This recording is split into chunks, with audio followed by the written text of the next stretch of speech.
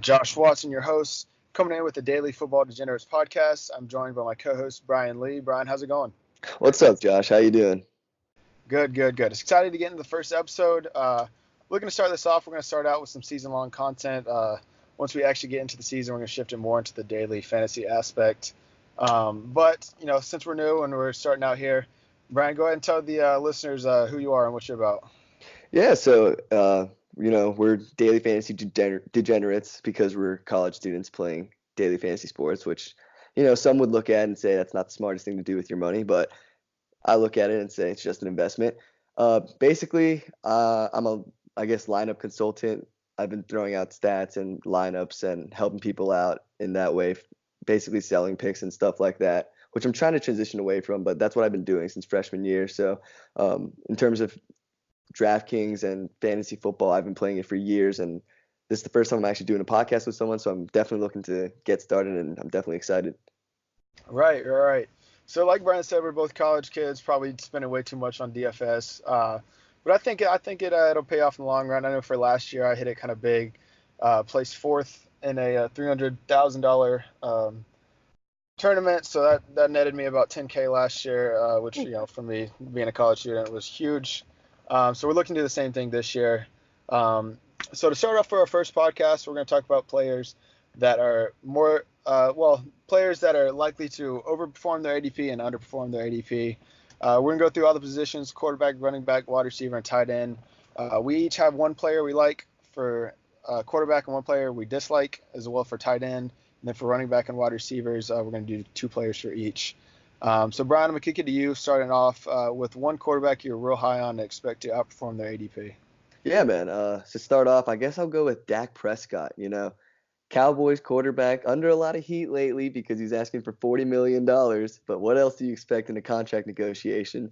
Basically, Dak Prescott last year, his TD percentage was 4.2%. That was half of Patrick Mahomes's. And his Prescott's TD percentage ranked 22nd amongst all quarterbacks last year. That's low. That's low. And we all know how much that offense got better once they traded for Amari Cooper. I expect it to get even better with Kellen Moore at OC, although he's kind of an unproven commodity. There's a lot of hype surrounding him there. Just a couple of quick stats out here for you. In terms of pass attempts, Dak Prescott last year was 13th. But in terms of TDs, he ranked 16th, which, that means in terms of, pass attempts or TDs per pass attempt, there is a little bit of a discrepancy there. Some positive regression could be on the way. In terms of expert rankings, they have him around 15th, and I'm looking at your rankings here, Josh. You have him around 5th. I don't know if I would go 5th, but I definitely am with you. I definitely think Dak Prescott is going to outperform his ADP of 15 right now. Certainly, yeah. I mean, fifth is a little ambitious, I agree, but with the addition of Amari Cooper, once they got him, they shifted to much more pass-heavy offense. Especially with Zeke and his holdout, that's a little shaky. Even if he misses a couple games, that could certainly be a boost to Dak and Amari and their stock. I also think that Kellen Moore, being a real young, smart coach, I think they're going to do a lot to increase the passing game, use Zeke out of the backfield more as a reception back, and maybe cut his carries down one or two, which I think will help Dak. Absolutely. So I agree with you. I think Dak is in for a real good year. Yeah, even if Zeke doesn't play, the backup Pollard, who they've been hyping up, Jerry Jones loves him. They've been hyping him up all spring and summer. He's actually was known as more of a receiving back out of school rather than a power back. Right. And there were concerns about whether or not he could handle a full workload. Dallas believes that he can handle a full workload. So having a guy who's more known as a receiving back is definitely going to be a big boost in terms of passing. I agree. So a quarterback I'm real high on, Carson Wentz out of Philadelphia. Current ADP, you can find him around 9 or 10, depending where you're looking. I have him projected for the QB3. That's a little bold. That's probably one of my hottest takes. But, I mean, when you look at it, he's got weapons all around him. Ertz at tight end, obviously, and Alshon. Don't forget the addition of Deshaun Jackson. Everyone's looking for Goddard to take the next step. Miles Sanders, who they drafted, should be a big force in the passing game. They're all on a team that wants to pass the ball. They've always been a running back by committee kind of team. They're always a pass first looking team, so that obviously bodes well. He's behind a phenomenal offensive line: Jason Peters, Jason Kelsey, Lane Johnson, just to name a few. I mean, they even traded up in the first round to grab an offensive lineman that's not even going to start. If that tells you anything, Man, they uh, screwed Houston over in that so right? badly. Oh, for sure. It's ridiculous. Smart team to play for. They've always been very analytically focused. A lot of good people to play for. Also, according to Warren Sharp's metrics, they had the ninth easiest pass defensive schedule. Just to name some teams: the Falcons, Lions, Packers, Dolphins, and the Giants Ooh. twice. That should be air raid. Not to mention their secondary should still be a little poor. They didn't really go out and get too many people, which should result in some teams keeping it close, allowing the Eagles to not be able to just run the ball at the end of the game. I think the games are going to stay close. They're going to have to keep passing. So that's just a whole bunch of the reasons I really like Wentz this year. Yeah, man, I'm definitely with you. The only thing that's really held Wentz back has been health, right? Like he's always found a way to get injured, but when he's healthy, you see the talent there. You know that Doug Peterson's one of the best head coaches and one of the best offensive minds that we've had in a long time. You know, McVay always gets the hype, but Peterson's definitely up there. Um, like you said, weapons all around. Alshon, Deshaun Jackson, Goddard, Ertz, Sanders out of the backfield. Don't forget about my man Darren Sproles. He's back now. Yes, Sproles is there. Even Aguilar, come, And especially J.J. Arcega-Whiteside. I saw something today where he expects to be heavily involved in this offense, and he's like a red zone go-to, like lob it up to him, let him come yeah, down with they're it gonna kind have of guy. they're gonna So have so many options in the red zone. I yeah, mean, it's yeah, tough not to pass. I'm all over him. I think that's a great pick. Right, sweet. So who you kind of low on? Who do you think's a little bit too overrated at this point? Man, I was kind of going back and forth with this, and this might surprise some people, maybe not. At least it won't surprise the sharper minds out there. Drew Brees is my guy to take a step back this year. Right now, experts have him at 10th, and your rankings have him around 15th. And I'm kind of with you. I'm definitely lower on Drew Brees. Um, Eventually, Brady hit the wall. Last year, he hit his wall, and he kind of regressed from that top 10, top whatever quarterback into like the mid-tier quarterback. And I think that's going to happen with Drew Brees this year. TD percentage was something I just said. Drew Brees ranked he was ranked fourth with 6.5. In terms of pass attempts and TDs, he ranked 16th in pass attempts, and he was actually eighth in TDs. That all spells to me some regression. I think that they're going to try to preserve his arm. It's not like Mark Ingram. Like the Mark Ingram role has been filled with Latavius Murray, so they still have a big body back there to just punch it in the goal line. Drew Brees, one of the best quarterbacks of all time, but at the end of last year, you saw his arm start to decline. I wouldn't be surprised if it's continued to decline a bit. He still has weapons all around him, but yeah, I think he's just going to regress a bit to more of that mid-tier quarterback than the top 5, top 10, whatever.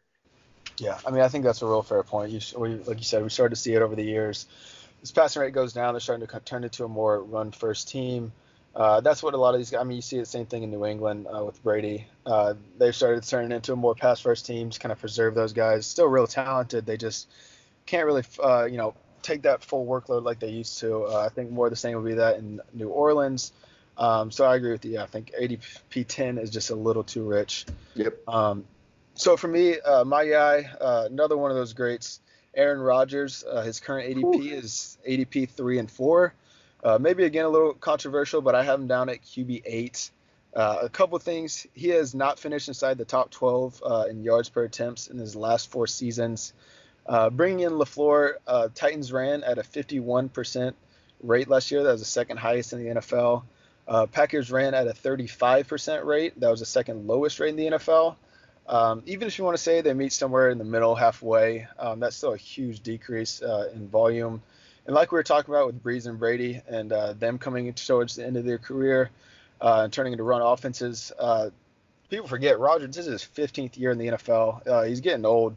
Um, I think Aaron Jones being young, and we've obviously started to see his emergence and how talented he was. I think you started to see them shift to that a bit, and his pass attempts go down a little bit, and probably the TD rate a little bit will come down. So, like again, I'm at QB 8. I'm not projecting him outside the top 10 or anything, but I think there are a lot of other quarterbacks with more upside that deserve to be more of that ADP 4 or 5 range.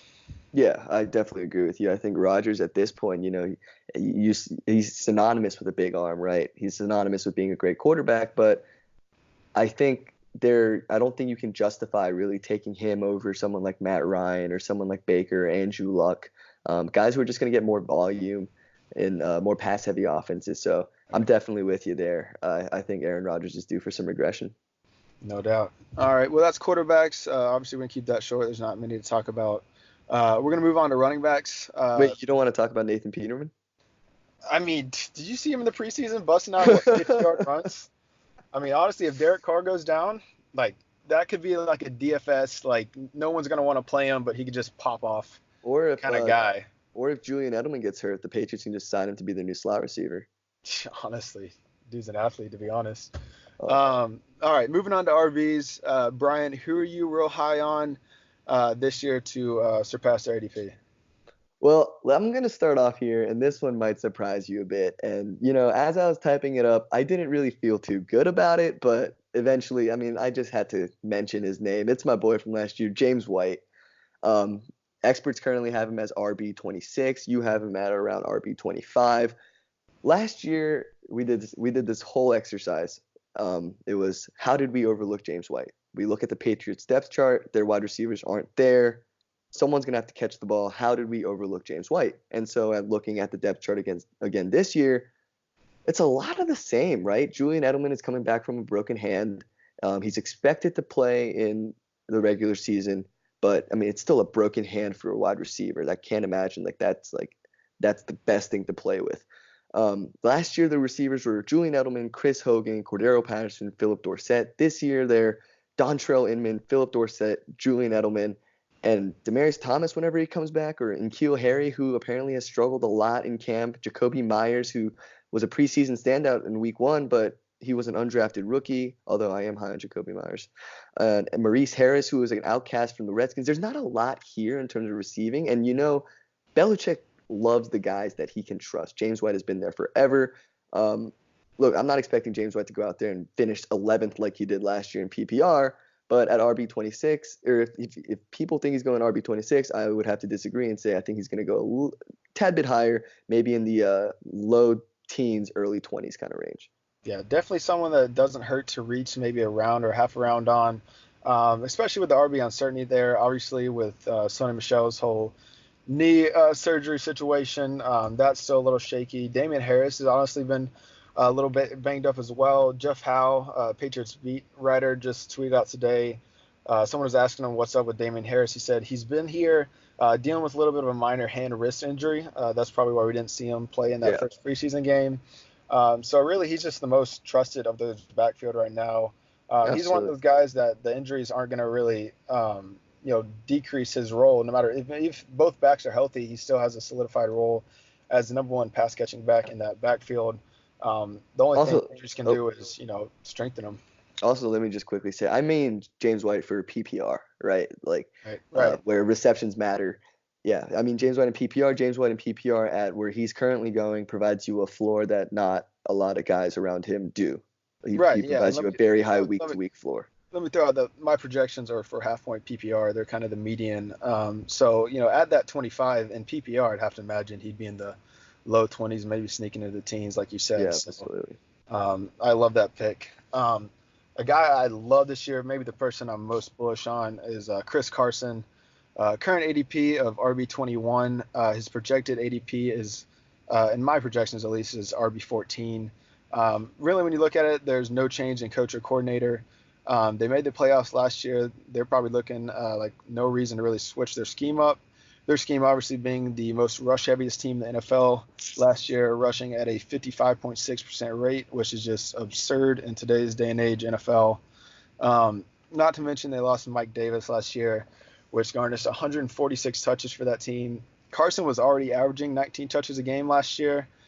You go ahead and add, maybe take half of Davis's touches given to him. I mean, that's an extra 5 touches a game that puts him at 23, 24. That's, approaching bell cow status. They lost Doug Baldwin last year. That was one of Russell Wilson's most trusted targets.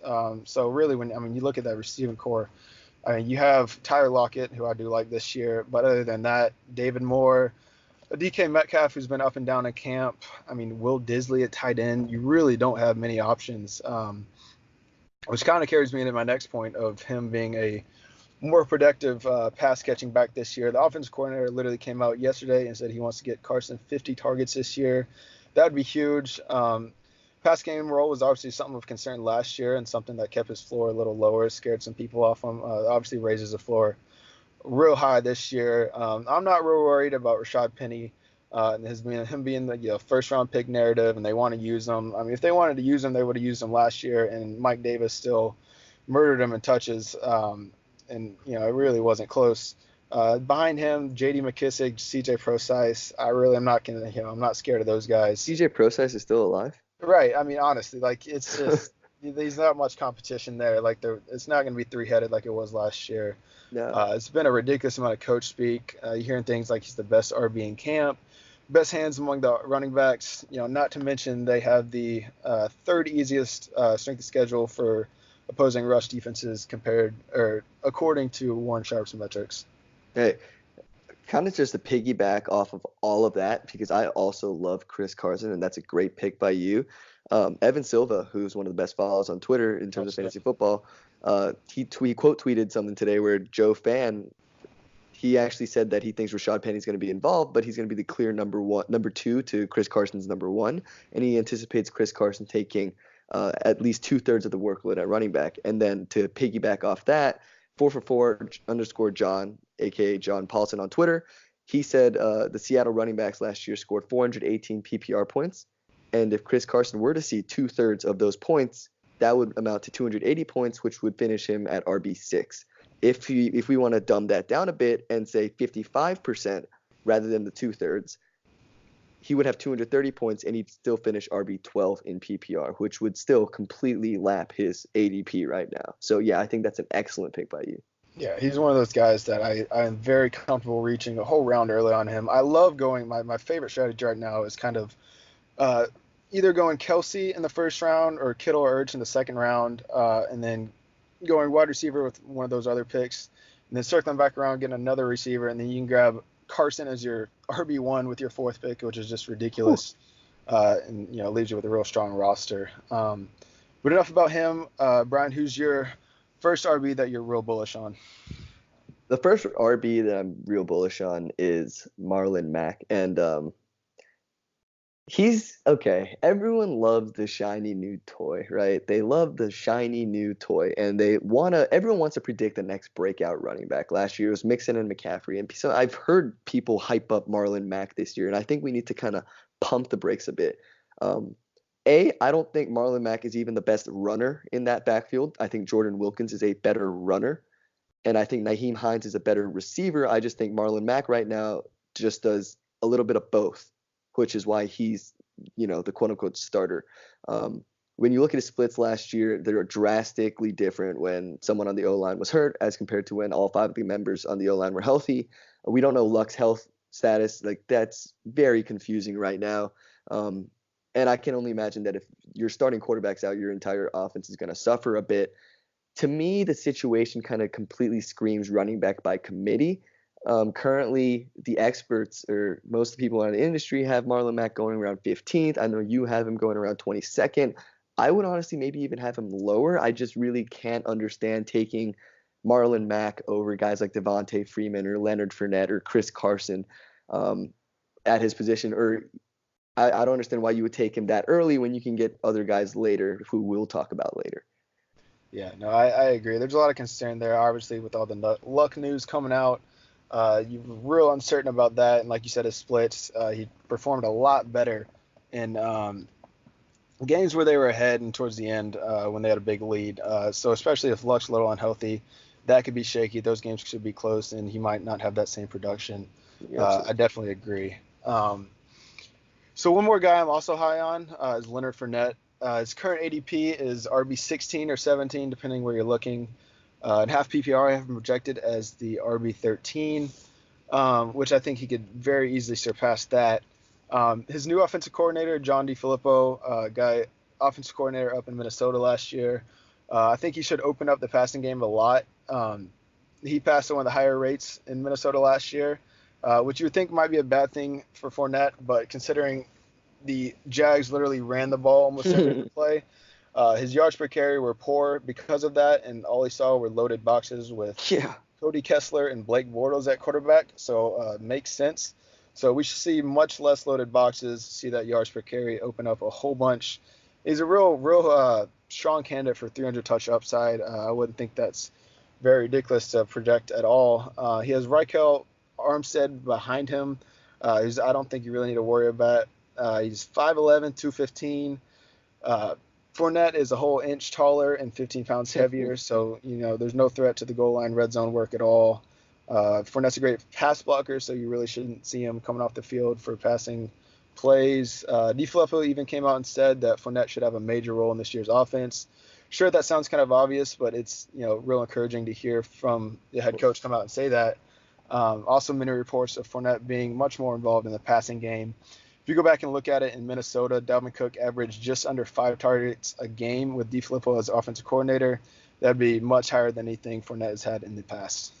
Yo, man, I'm definitely with you. I'm all over Leonard Fournette. Like I said, everyone likes the shiny new toy. They kind of discarded the old one. Leonard Fournette at one point was that shiny new toy, but now because of the injuries, the lack of productivity, he's kind of just been kind of pushed aside when in reality, this is the best situation he's had in years. Like you mentioned, there's not going to be loaded boxes. TJ Yeldon, the guy who would always siphon off like 6 catches a game for whatever reason, is now in Buffalo. Right. So Leonard will actually have access to those targets. So yeah, I'm all over it. I'm all over that pick. I think it's a great one. Awesome. So who you on this year, running back wise? Yeah, I guess we kind of went out of order, but another running back that I'm a little higher on, I guess we'll go back to Minnesota last year, is actually Latavius Murray, right? So I mentioned this earlier.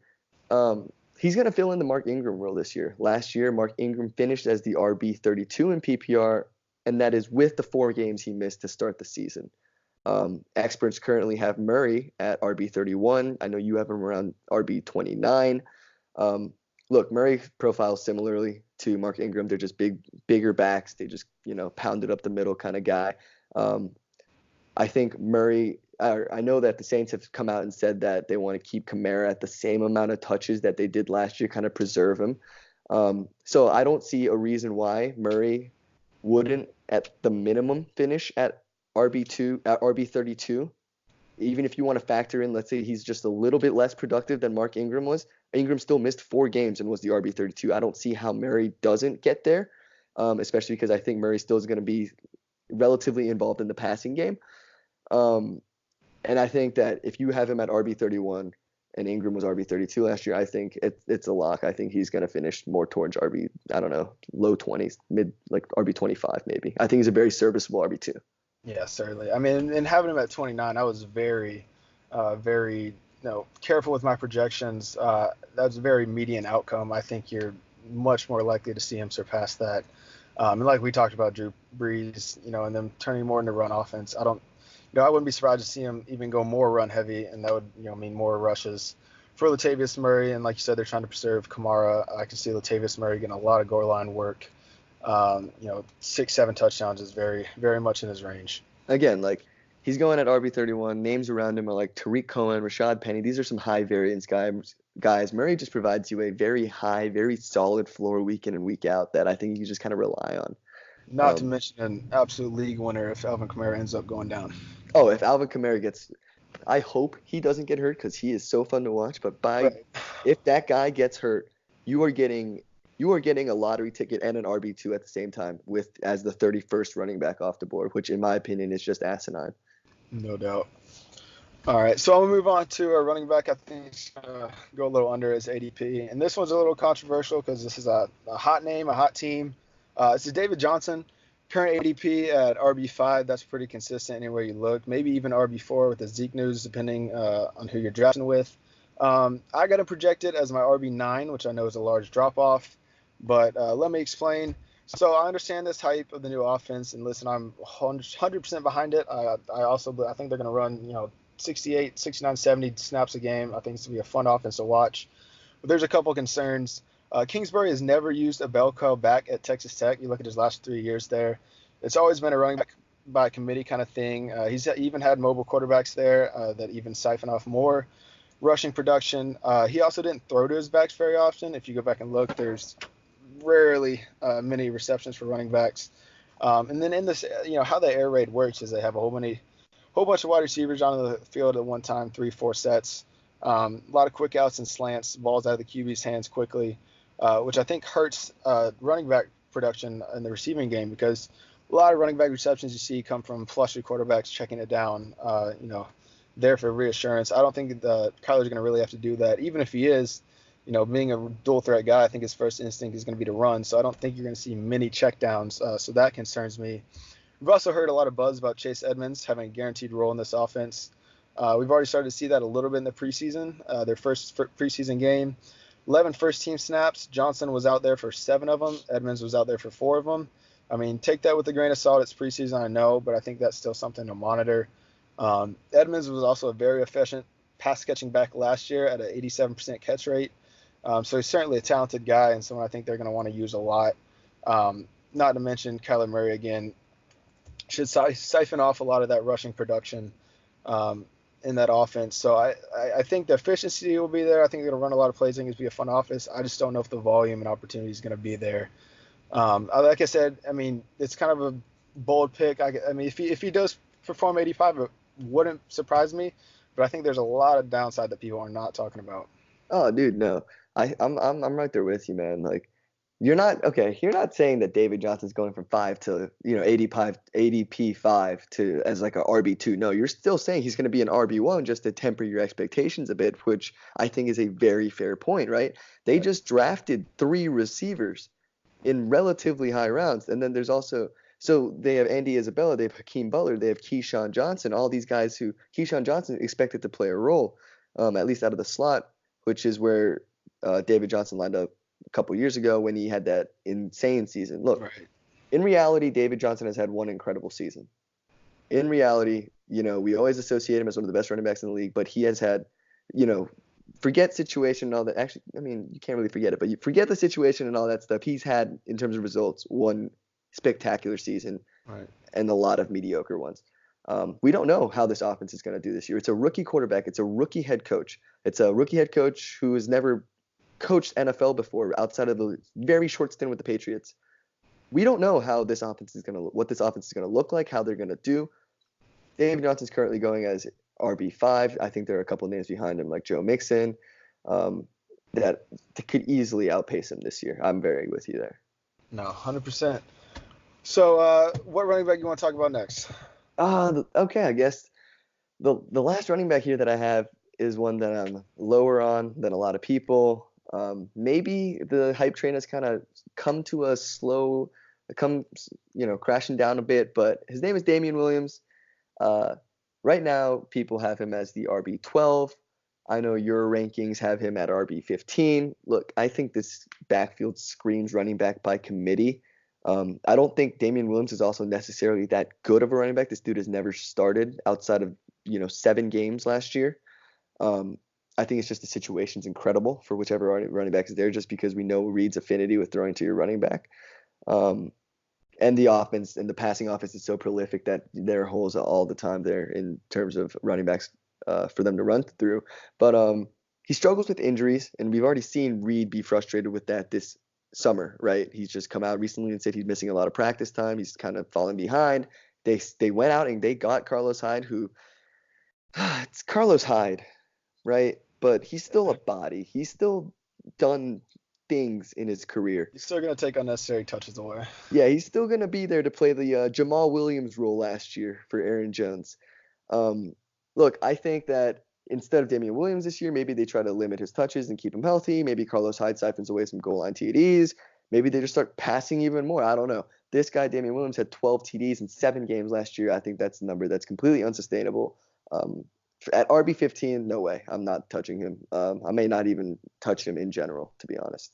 Yeah, certainly a surefire regression candidate, like you said. I think we saw probably the ceiling in those last few games last year. Really don't expect him to keep that up. Running back by committee scares me. They got Darwin Thompson in the 6th round last year. Dude is a beast. He is built like a god. And even in the first preseason game, he started to show out. You see that a little bit. So I wouldn't be surprised if they try and get him involved a little bit. And it's one of those offenses with a bunch of mouths to feed. So I think there's definitely some skepticism there. Like you said, there's real high upside if they do end up going with one guy, but I think that is, uh, not very likely, to be honest. Oh, for sure. So one more running back I have to talk about. Another guy I think is going to go a little lower than his ADP, Le'Veon Bell. He is current ADP at RB8. I've been projected for RB12. I think that's a little generous. There's no question about his workload. I think he is, surely, obviously, the number one guy there. There's not even one even really close. They got Bilo Powell that could take some touches, and Ty Montgomery I'll talk about a little bit. But I think he's a sure bet for 300 touches. Um, but if you look at the guys around him, I mean, my RB8 through RB12, they're all within 3 or 4 points. It's a real close group there. But if you look at the guys around him, DJ, who I talked about, like I said, he still has that upside, much more upside than Le'Veon Bell. James Conner in that Pittsburgh offense, Nick Chubb with Baker running that offense, and then Dalvin Cook in a new offense that wants to run the ball a lot. I just think those guys have much more upside than Le'Veon Bell.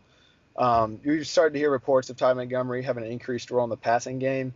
I don't know if that necessarily takes away from his receiving touches or not, but you never know. Even if that's one or two a game, that adds up, and that could be big. Obviously, that also being an Adam Gase offense that is terrifying, slowest paces ever, which I think could lack touchdowns in that offense. I don't think they're going to score as much, so that could be a deterrent. Also, his running style, obviously being a real patient runner, waiting behind the line, jump cut kind of guy. It may struggle behind a real poor offensive line. The Jets ranked 29th in run blocking last year. I think Le'Veon might struggle a little more than people expect. I'm there with you. The only thing I would note is that Gase actually ran a very fast, a very high-paced offense with Peyton Manning, but that's also Peyton Yeah, Manning, but and this is Sam let me, Darnold. let, So let me, yeah, there you go. yeah. So that was Peyton Manning, one of the smartest quarterbacks of all time. This is quarterback going into year two. But no, I'm definitely there with you. Le'Veon is one of the most talented running backs we've seen in a while. He could be the best receiver on a lot of teams right now, if we're being completely honest. Mm-hmm. I just don't trust Gase to use him right. Like Right. Kenyon Drake wasn't used last year for Frank Gore. Yeah. Mike Gesicki, who was just the best athlete in the world coming out of the college, apparently. He was used more as a blocker, which was the one thing he couldn't do than a receiver. So I just don't. Gase is he's just a weird dude, and I don't think he could. I don't know. I don't know if he'll use Le'Veon right. Which, by the way, your two picks right now are like two running backs I have in a very high stake dynasty league, and that hurts my soul because I always joke that I have the best team in 2016, and I think it's gonna happen because Yeah. it's really unfortunate. But yeah. That's funny. All right. Well, that's enough for running backs. We'll move on to wide receivers. Brian, who's a guy that you're real high on this year? You think that's gonna zoom past his ADP? Oh man, Josh, I'm glad you asked, man. Michael Gallup. This is my guy. This is my guy. I'm gonna, if I'm, hypothetically pushing all my chips or probably putting all my eggs in one basket, his name is Michael Gallup. Currently, the people around the industry have him ranked as wide receiver 51. You currently have him ranked somewhere around wide receiver 75. So you might be asking, why am I so excited for a wide receiver 2 with Dak Prescott as his quarterback? Let me tell you. Michael Gallup last year, even with the addition of Amari Cooper, led the Cowboys in air yards last season. And we saw how much of an indicator air yards were for as a predictive measure. And look, Michael Gallup wasn't even kind of relevant for the first however many weeks. He kind of came on late. This is a new offense in Dallas. There's been hype all summer about how Dak wants to throw the ball deep, and Dak can throw the ball deep. They just don't for whatever reason. Hopefully, Kellen Moore comes in and says, this guy can do it. We'll do it. But look, if they do, a lot of air yards. He's a really solid receiver. If Zeke's not there, he could get even more pass happy. There also could be some projected target share increase. Look, right as of now, Zeke's not playing, and that 19% is gone. Cole Beasley left. That 16% is gone. Joff Swaim, gone. Allen Hurns, gone. Gallup already got 14% of targets last year. I mean, Amari can only get so many targets a game, right? Gallup is going to get more. The only notable addition there is Randall Cobb, who, if you sneeze on him, he's going to rip a hamstring or something. Yeah. So, look, I'm gonna have a hot take here, a bold take here. Wide receiver 51, Michael Gallup. That's what, somewhere around wide receiver 4. I say he finishes as a wide receiver 2 this year. Yeah, so I mean, my biggest skepticism on him right now is his catch rate last year. I mean, less than 50% completion rate when passing to him. I think that can certainly increase, especially second year with Dak, a little more quarterback rapport. The upside is certainly there, and then offense, like you said, with Kellen Moore, that's supposed to be a little more pass heavy. I think it is definitely there. That's one of those players when I was looking at my projections, I was like, I'm probably a little too low on this guy. Like you said, there's a lot of target share that left from last year. So I don't hate the pick. I don't know if I agree with it, but I think you certainly have a lot of good points there. Hey man, we'll just come back in what, November, and everyone will, talk and look at me like I'm a genius once Michael Gallup finishes as wide receiver 1. Listen, I love the DFS. Whatever week you're on him, let me know because I think he could be a DFS star. But Oh, dude, he's gonna be such a DFS star. I'm so excited. I don't even know why I'm so giddy about Michael Gallup, but let's we'll ride. see. That'll be your guy this year. So my guy, and I don't think it's necessarily a hot take, but I think I'm a little higher than even some of the guys that like him. Dante Moncrief, current ADP is wide receiver 51, which I think is just ridiculous. I'm projected for the wide receiver 33. I can even see him going a little higher than that. Um, Obvious gap in the target share with Antonio Brown and Jesse James leaving. That opens up over 200 total targets. A little bit of pressure behind him with James Washington and third round rookie Deontay Johnson. But I think his wide receiver 2 role is pretty locked in. James Washington obviously had that real impressive preseason game just this last week, but we saw the same thing last year, week 2 of the preseason. Popped off, had like a 2 touchdown game, was wild, but then came in and severely underperformed. So I'm really not scared of him. Moncrief in his past, he's only had one full year of a healthy Andrew Luck. That was his rookie year. He played well. He was behind T.Y. Hilton, Reggie Wayne, and Hakeem Nicks, but still managed 32 receptions, 65% completion rate when targeted, and 13.9 yards per reception. After that, 2015, Luck was injured. 2016, Moncrief was injured. 2017, Luck was out the whole season. In 2018, he had a mix of Blake Bortles and Cody Kessler. So That's the I dream. think, right. So coming to Big Ben now, I think that's a heck of an upgrade. One of the best quarterbacks you can play with, just from a full health standpoint and everything. And we've seen it in the past. He's capable of volume. That 2015 season when Luck was banged up halfway through the year, he still managed 150 or 105 targets. So we see that he's capable of receiving the volume. He's got real high upside in a very pass first offense in the Steelers, being first in the NFL last year in pass rate. And I mean, I'm not comparing him to Antonio Brown or Juju Smith-Schuster, but we saw those guys both finish in the top 10 last year fantasy. So to think that a wide receiver 2 in Pittsburgh getting drafted as a wide receiver 51 now, I think that's just absolutely ridiculous. Look, man, I get it, right? Everything you said is spot on. I get it. It makes a lot of sense until you realize it's Dante Moncrief. And just all logic goes out the window because we've been doing this Dante Moncrief dance for years. I've been burned by it for about 2 years because, trust me, I used to be one of the biggest Dante Moncrief truthers. I'd be like, oh, this is the year is going to break out. This is the year is going to break out. And it's heartbreak every year. Maybe this is a scenario in which, I think that I want the industry to continue to hype him up. So he eventually I mean, like you said, at wide receiver 51, then you got to take him, right? But if, industry hypes him up to around wide receiver 30, that's when maybe I'll zig when everyone else zags. I don't know. But, like I said, everything you said makes sense, and that's a solid pick. Yeah, that's the thing. I think he's the most talented wide receiver of that group. But I mean, even if you don't like him, you can obviously get James Washington even later and Deontay Johnson much later than that. If you're real confident about one of those, I mean, that could be one of those picks that, just not want to say league winner, but huge upside pick Huge upside. for an offense like that. What kind of wide receiver are you either on or low on this year? So I'll just go right back to the well. Another wide receiver that I'm high on, Allen Robinson.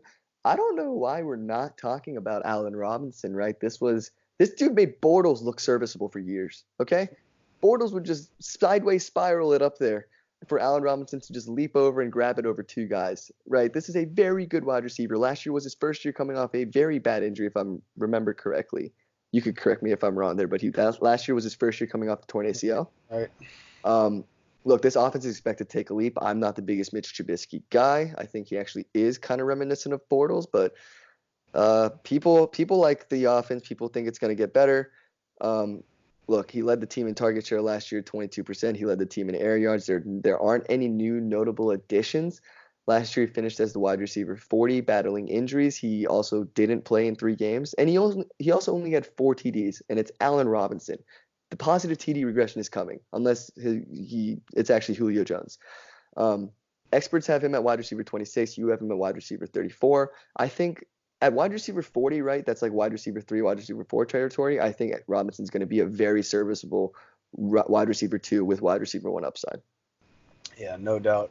And an offense with Matt Nagy at the head is a real smart, talented guy.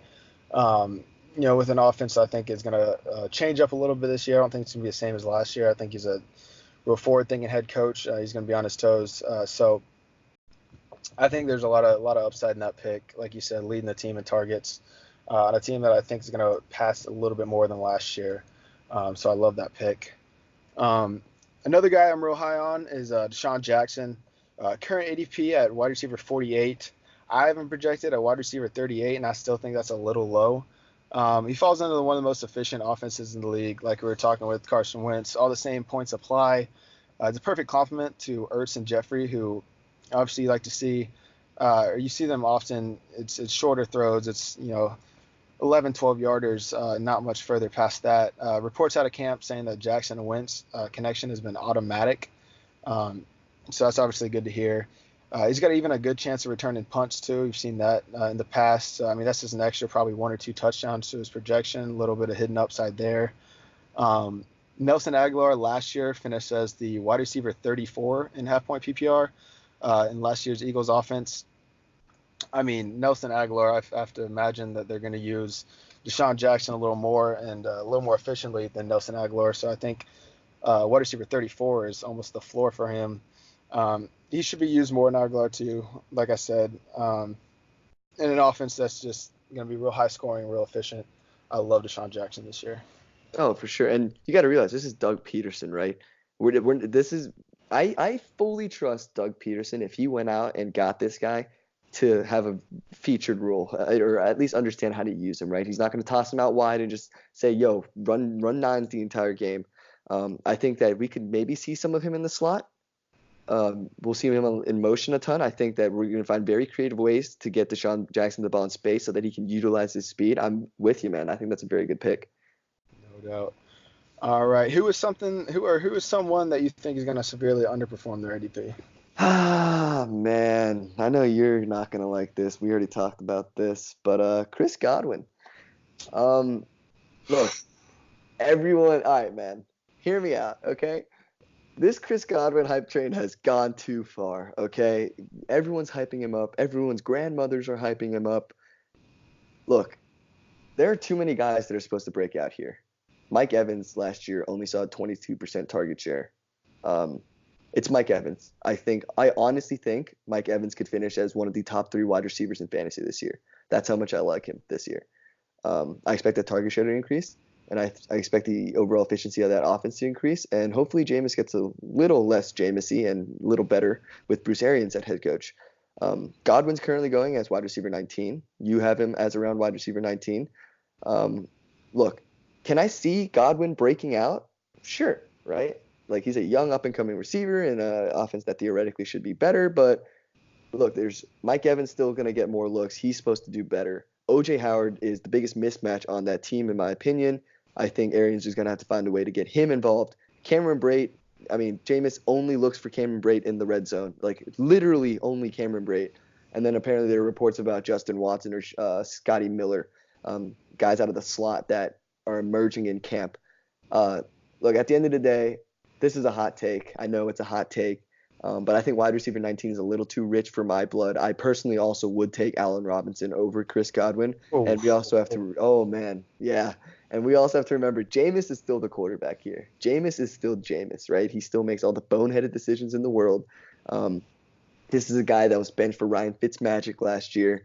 Look, Bruce Arians is a great offensive mind, but I think there's just too many things going against Chris Godwin right now to the point where we need to slow him down a bit. Real quick, last point that I'm going to make is if Chris Godwin were to see a 25% target share this year, and let's say Jameis throws for about 4,000 yards, which is, I think, a relatively safe prediction, that's a 1,000-yard season for Chris Godwin. That's barely wide receiver two. All right, so like you said, we disagree on this a little bit. Chris Godwin, the God, shout out Adam Levitan on Twitter. Um, there's just so, like you said, Jameis, boneheaded, whatever. I mean, in a Bruce Arians offense, I mean, even last year Tampa Bay, they were ridiculous in the pass game. If it would have stuck with one quarterback the whole season, it would have been one of the best quarterback performances in fantasy ever. Um, I really think that Jameis has a good chance to lead the NFL in passing yards this year under that offense. We already saw Godwin last year break out in games when Deshaun Jackson was out, putting 100-yard games up like that. Like I said, like your points make sense. The hype is really high. I loved him so much more earlier in the summer when he was down wide receiver 30 range, but 19 is about where he's at. Like I said, that's kind of where I had him projected. But I think he has a lot of upside in that offense. But I don't blame you for zigging when everyone's zagging. Hey, real quick, name game here. Would you rather have Tyler Lockett this year or Chris Godwin? That's tight. That's like really close for me. I think I would. I think Lockett provides you the higher floor, but Godwin the higher ceiling. Would you rather Tyler Boyd or Chris Godwin? Chris Godwin. See, that's where I disagree because Tyler Boyd last year did what Chris Godwin's supposed to do this year, and Tyler Boyd is going to not have AJ Green for the first 4 weeks. I think it's a little better offense, but still, regardless, let's move on. Enough about Chris Godwin. I'm going to go and touch on a wide receiver that I think is going to do real poor compared to their ADP this year. That is Jarvis Landry. His current ADP is wide receiver 30. I think that's way too high. I'm at wide receiver 46. Through the first 8 games of the season under Hugh Jackson, Landry totaled 65 targets. Once Freddie Kitchens took over the last 8 games, his target dropped to 38. I mean, that's a massive, almost 30 target difference in the same amount of games. Baker never really had a great rapport with Jarvis. Averaged by far his lowest catch rate of his career. That Jarvis at 54.4 last season. That was also by far the lowest of Brown's main pass catchers. Bringing in OBJ is obviously not going to help that target situation. He's going to obviously command a large share of that targets. And Njoku should see more targets, of course. And then Nick Chubb's looking to evolve in the pass game, along with Kareem Hunt coming back in the latter half of the season. I just think everything is pointing for down for Jarvis Landry. Do you mind if I go on a Jarvis Landry rant for like a minute or two here? Please. Jarvis Landry is bad at football. Jarvis Landry is not a good wide receiver. You know why we saw him struggle last year? Because he's a gadget player who was force-fed in the slot that struggled when he was asked to do more. Jarvis Landry in Miami was a limited receiver force-fed in the slot because Gase. Because Gase does Gase-like things. Jarvis Landry is not a good receiver. At one point, he's the only receiver in NFL history to have over 100 yards and less than 1,000 yards receiving. You know how bad that is? Jarvis Landry might be the 4th best receiver on the Cleveland Browns roster. I would take Odell Beckham over him. I would take Rashad Higgins over him. And I would take Antonio Callaway not stoned over him. Jarvis Landry at one point in certain games, it was more efficient to run the ball than to complete a pass to Jarvis Landry. Do you know how bad that is? Yeah. Jarvis Landry is a bad receiver. I am with you. He is a bad receiver. I am not picking. I just out of principle will never take that man in fantasy. Yeah, ever. I'm fully off. I'm way too many mouths to feed in that offense. Let's go ahead and move on. Brian, who are you? What wide receiver are you low on this year? Man, that took a lot out of me. Just Jarvis Landry just boils my blood, man. But look, another wide receiver, Dean. I don't know. I feel like I'm like a party pooper here, but Mike Williams is the guy that I'm a little lower on than most. Everyone's expecting this big leap for Mike Williams, and I don't really see it. He's currently going as wide receiver 27. You have him at about wide receiver 30, which would firmly put him in the wide receiver 2-3 discussion. Look, I get that Tyrell Williams is gone, but it's not like Tyrell Williams was, vacuuming targets from Phillip Rivers. The target share last year was actually led by Keenan at 29% and Melvin at 17%. Theoretically, let's say that just kind of stays the same. Let's say Melvin's production is just replaced by Eckler and Justin Jackson. Then you also have to deal with Hunter Henry coming back. And Tyrell's target share last year was only 13%, which isn't a lot. Mike Williams' stats last year were inflated by his 10 TDs, which is why I'm kind of confused, because if we're expecting this big second-year leap, or this not second-year, third-year leap for Mike Williams, and he had 10 TDs last year, like, what are we expecting from this guy? Because he's not going to go out there and grab you 15 touchdowns in a year after the offense gets Hunter Henry back, right? He finished last year as wide receiver 32. I don't get why we would draft him earlier than a wide receiver 32. Trust me, dude, I believe the talent. And at a certain point in the offseason, I was buying him in like anywhere I could, like in Dynasty. But I just think there's just too many things going up against him right now. I just don't see it. Right, like you said, the ADP is just a little bit too rich. And in an offense that you get Hunter Henry back, you have Melvin Gordon and Austin Eckler that are going to demand targets. Is obviously just a very obvious regression candidate. Touchdowns I expect to come way down, especially Hunter Henry should be much more of a red zone threat as well. So I'm fully with you. I think that's a little bit too rich for me. Absolutely. Who do you got? Let me go back. Who do you got? What's your wide receiver that you think you're not too high on? Last wide receiver I want to talk about, Corey Davis. Yeah. Current ADP at wide receiver 34. I got him projected for wide receiver 43. A couple things to look at. The Titans acquiring Adam Humphries. We saw that in this first game.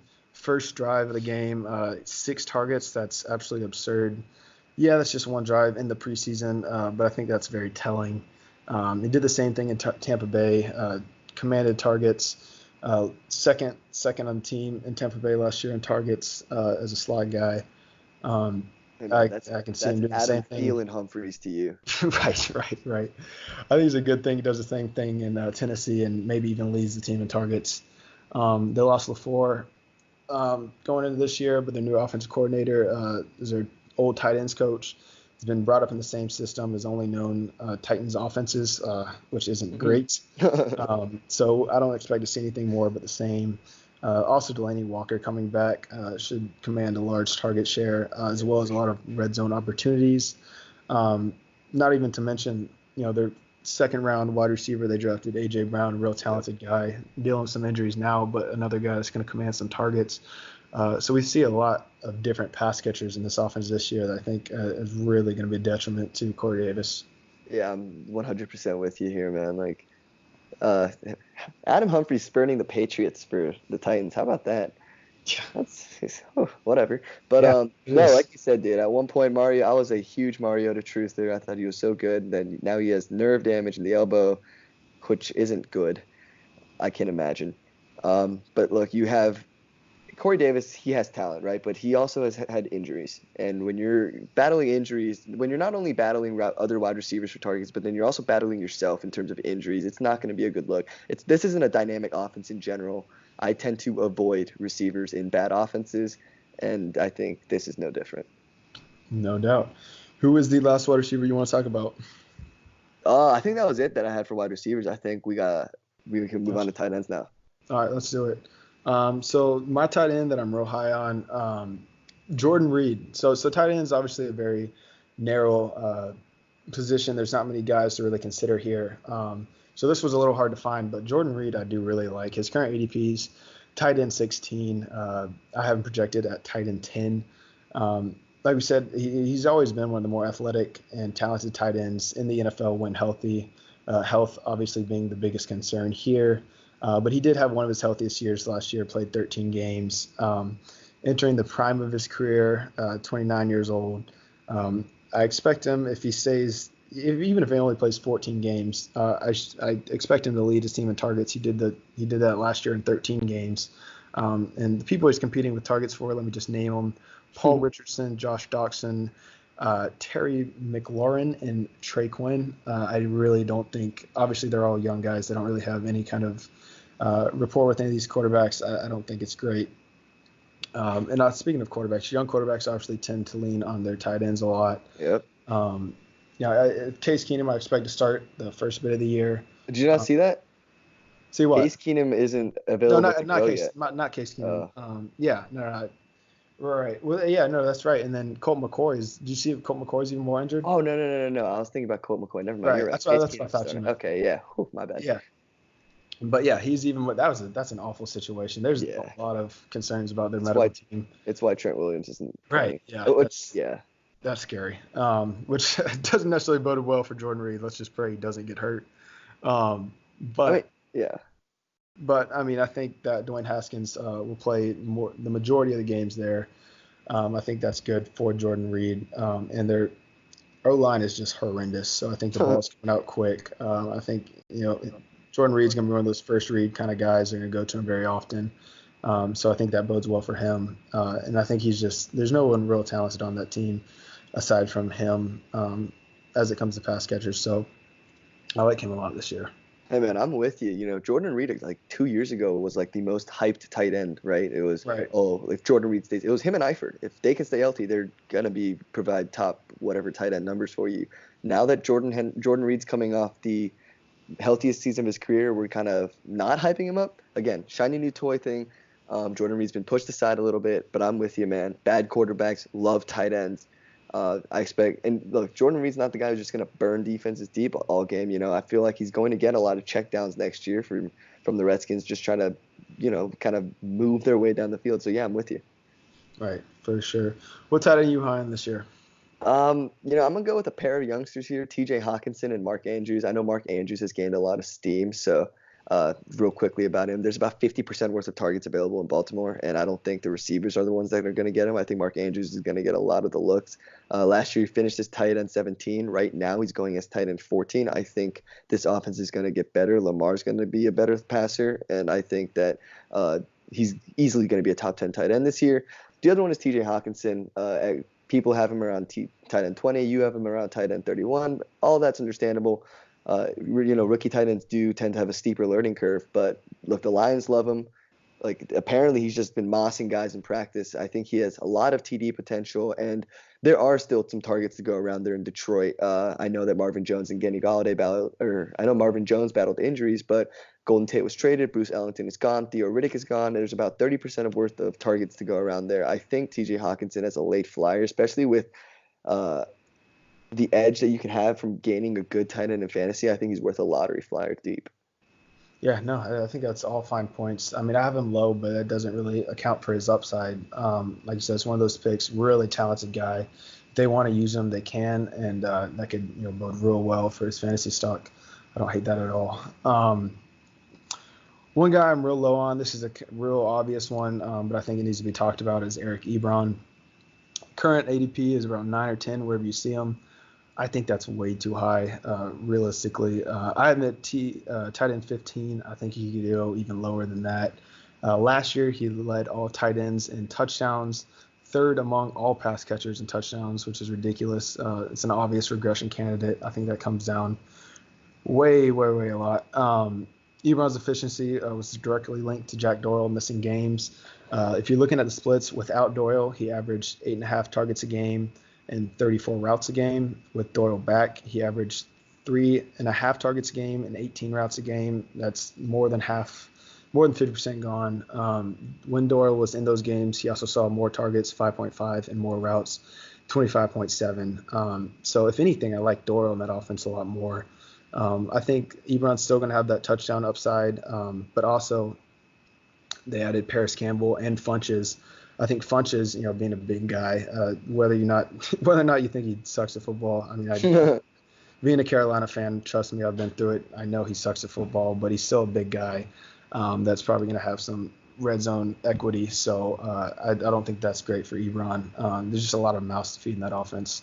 Yeah, I'm with you. Did you see that apparently Funches was out there dusting receivers or corners with his route running today in practice? I don't believe it for a second. Dude, trust me. I've watched a lot of Panthers games. That guy is terrible at football, but whatever. I mean, so is Ebron before he got there, so who knows? Yeah, true.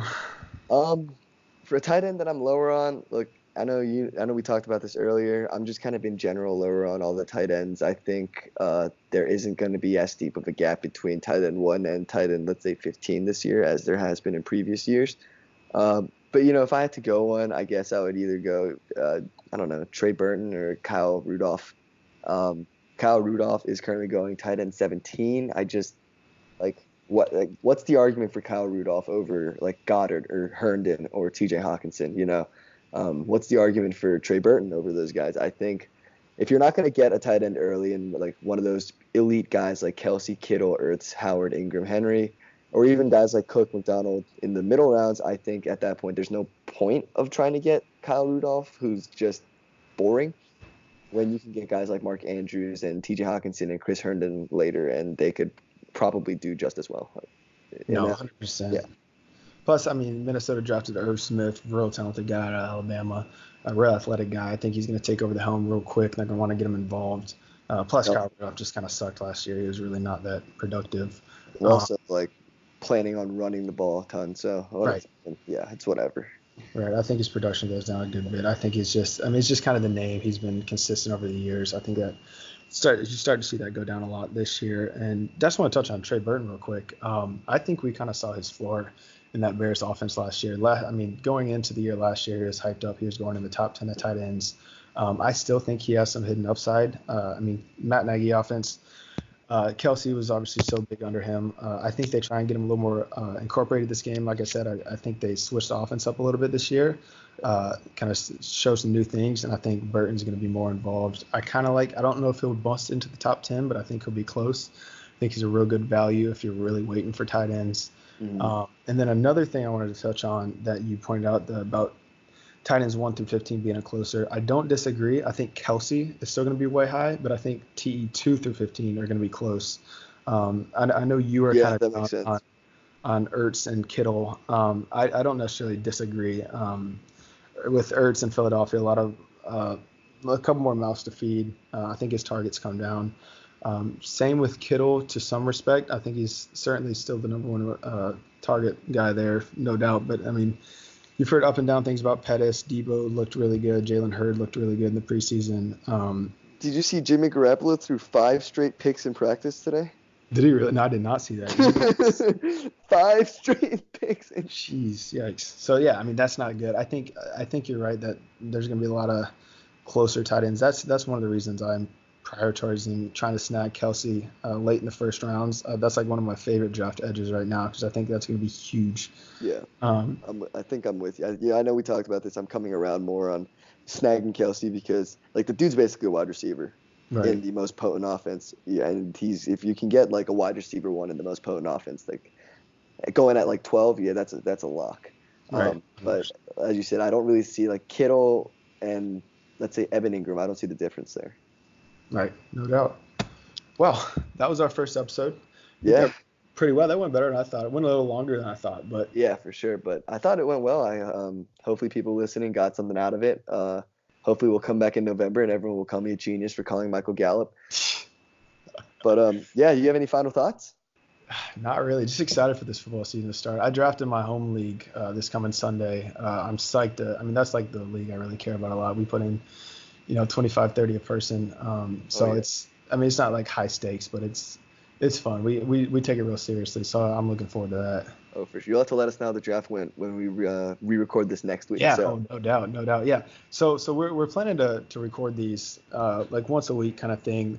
Leading up to the season, it'll obviously be more season-long stuff. We'll probably touch on the week 1 DK pricing in a podcast coming up soon, and then once the season hits, it'll probably mainly be daily. We might touch on a little bit season long, but for the most part, it should be daily fantasy. But we got a lot of fun content coming up. I think you guys are really going to enjoy. But thanks for sticking with us. Yeah, I appreciate you guys listening. No doubt. All right. Well, for me and for Brian, we're signing off. We'll catch you guys next time. Yep. See you guys.